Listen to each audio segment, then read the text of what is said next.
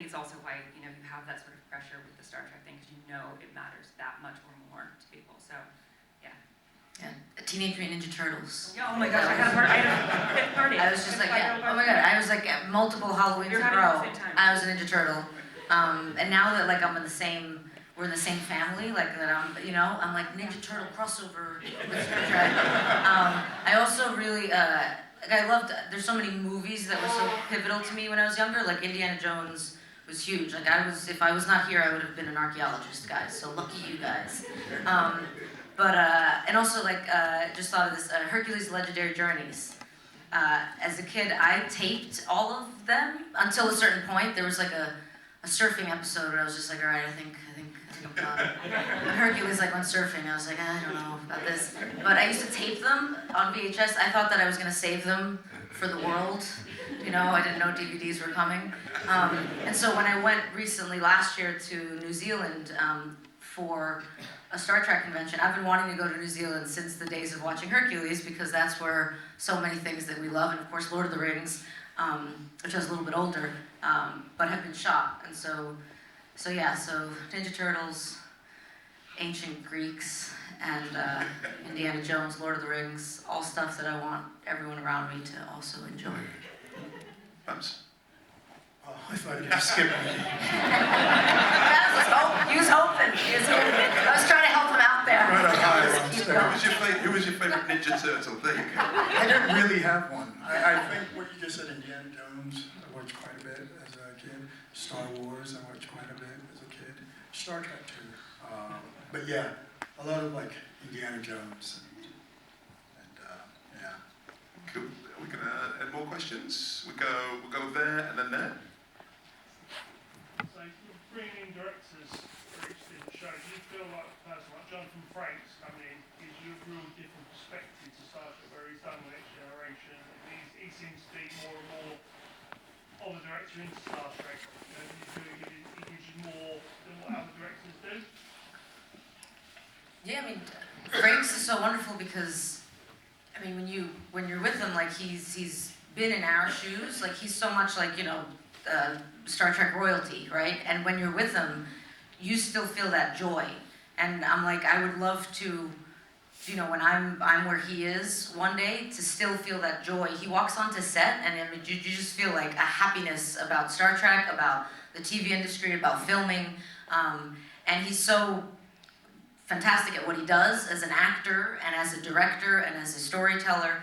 I still remember being on the bridge, and we were blocking a big bridge scene, and there was a character, I think it was an off-screen character, and so he was doing the lines while we were blocking and doing the other lines, and I'm sitting at the helm with I'm looking down, and all I hear is Jonathan Frakes' voice above me, and I'm on the bridge, and Jonathan Riker is right here, and it's so wild. His voice is incredible. It's the same voice, but to be with him on set, it's you feel the joy and the passion, yeah, and the long life that is Star Trek. But every director brings something very different, and I think our show has done an excellent job of, every single episode is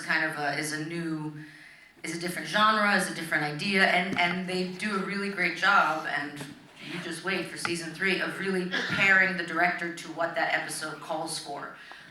That when you're going through, you're another director could not have done this. I see why they chose that person.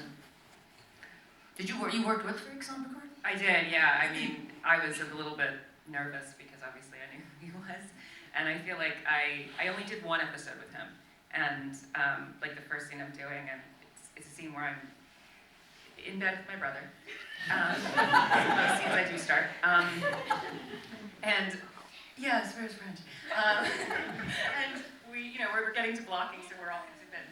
And Frakes just jumps on the bed. There's the 3 of us. He's like, so how are we gonna do this? Okay, then it works. Sounds like it. And then you just feel this I came in and I was so nervous, and I'm like, oh, this is just gonna be fun. It's just gonna be fun. He brings the fun, and he does just have joy. It's amazing. We'll do one last quick question, and then My question is for each of you. If you could play any character of the entire franchise, who would they be and why? banged up.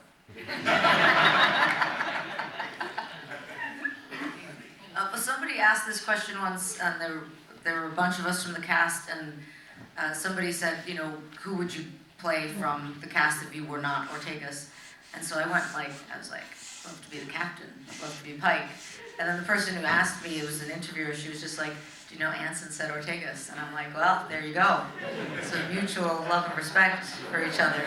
But no, I'd love to play a captain. It's so funny because I see myself so much as the actor behind the character of Ortegas that I don't. The biggest thing I can think of is like a captain of some sort. And Pike, you know, is I'd like to be Pike. Don't tell. But yeah. Megan? I don't know. I felt very, very, very spoiled and lucky because I loved my character so much. I love the Vulcans. I don't know if I could do it. Like sometimes I watch the actors who do it. It's the haircut. It's the haircut. I'm like, it's not the eyebrows. I've done the eyebrows. I've done the ears. I have like a tremendous respect for everybody who plays Vulcans because I think like finding that nuance is it looks easy, but I feel like it would be kind of challenging. I don't know. I mean, I'm a massive Michael Burnham fan. I mean, from the first season of Discovery, I love her character. It feels wrong to say this, I also love 7 of 9. Yeah. I just like how, you know, she's seeing the world, everything is for the first time, and like rediscovering humanity and seeing it like you are the audience, she is the audience, and struggling to take in worlds and take in humanity and how do you feel and all that stuff. I think they navigated that. I mean, Jerry is ridiculously good. And you just like when you rewatch Voyager, you see it I felt like I see it in a different way every time. So I'm Michael, 7 of 9. Yeah. Fantastic. Well, we're going to have to wrap up there, but the cast will all be downstairs. You're downstairs doing signings and autographs and everything like that. So if you've not already spoken to them, you can go down there. We're going to a big round of applause.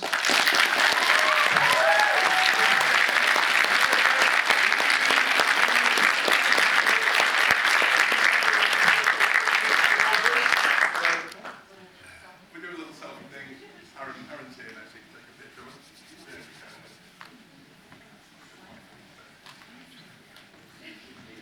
we go. We just stand. We're just doing a little kneeling thing. Oh, like behind me. Yeah. So if you don't want to just squeeze it. So after 3, and we do a big shake. Yeah, I know. I always feel like I look like an awkward fella. After 3. After 3, 1, 2, 3.